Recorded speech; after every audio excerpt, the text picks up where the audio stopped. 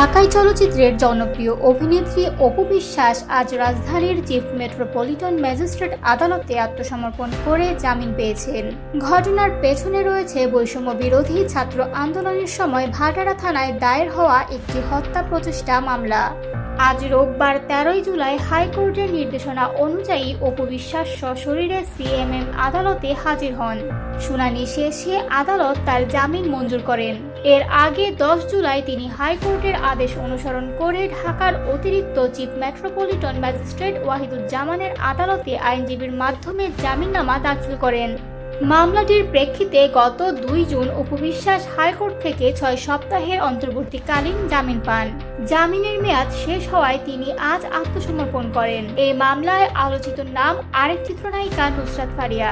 গত 18 মে তাকে গ্রেপ্তার করা হলে বিষয়টি সামাজিক ও গণমাধ্যমে ব্যাপক আলোচনার জন্ম দেয়। 2 দিন পর 20 মে তিনি আদালত থেকে জামিনে মুক্তি পান। মামলার মূল তথ্য অনুযায়ী 2024 সালের 19 জুলাই বৈষম্য বিরোধী ছাত্র আন্দোলনের সময় এনামুল হক নামে এক ব্যক্তিকে হত্যা চেষ্টার অভিযোগে ভাটারা থানায় মামলা দায়ের করা হয়। এজাহারে অভিনেত্রী অপু বিশ্বাস, ভাবনা, নুসরাত ফারিয়া, জায়েদ খান সহ মোট 17 জন শিল্পীকে আসামি করা হয়েছে। একই সঙ্গে মামলায় নাম রয়েছে সাবেক প্রধানমন্ত্রী শেখ হাসিনা এবং তার সরকারের সংশ্লিষ্ট 283 জন কর্মকর্তার। মামলার অভিযোগে বলা হয়, অভিযুক্তরা বৈষম্য বিরোধী আন্দোলনের বিরোধিতা করেছেন এবং রাজনৈতিকভাবে সুবিধাপ্রাপ্ত একটি দলের পক্ষে আর্থিক সহায়তা দিয়েছেন। তবে মামলাটি নিয়ে জনমনে রয়েছে নানা প্রশ্ন।